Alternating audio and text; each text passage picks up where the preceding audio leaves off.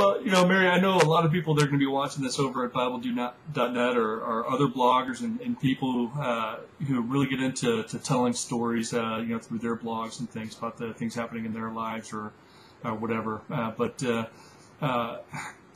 know you're very well respected in the blogosphere and on Twitter and everything else, just for your experience in writing. And I know you do a lot of work in that area, coaching people and stuff like that as well too. But what would you share with people just about telling good stories?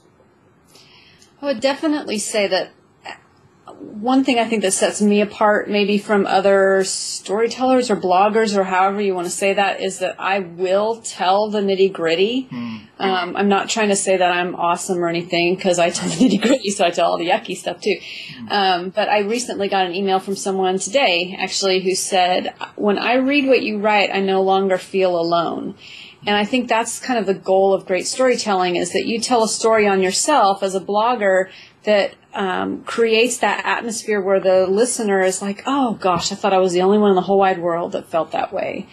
And then the other thing I would say is story inherently has conflict. Right. And there's a principle in fiction writing where we talk about killing the mundane details. So if you had a character who was going to go to the airport to pick up his wife, and the main conflict was that his wife just found out he had an affair, well, you would not spend a lot of time talking about the guy walking into the shower, washing his hair, singing a song, walking across the floor, getting a cup of coffee. That's mundane details. You would talk about him getting in his car, maybe being worried, and then seeing his wife at the airport. Right.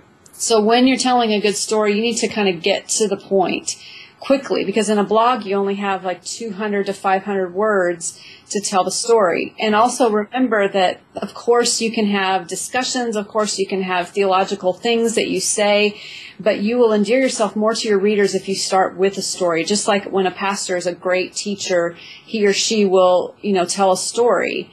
And I know I'm just kind of ADD or something, but I am much more connected when I'm listening to a speaker who illustrates with story. So don't forget the power of it. Don't forget to add conflict. Don't forget to be real about it. Don't forget to cast yourself as the villain sometimes, because I think we can also, I've read bloggers sometimes who they seem so perfect. They've got the perfect house, the perfect life, the perfect children, the perfect husband. Everything's perfect. Nothing's wrong. And I think that sets us up for this kind of idolizing thing we have in our culture.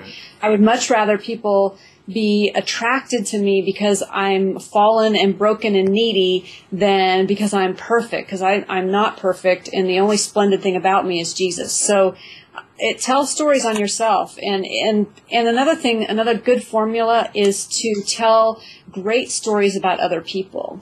So you tell your own foibles, but you elevate the dignity of what other people have done. And I think that will create a powerful experience on your blog.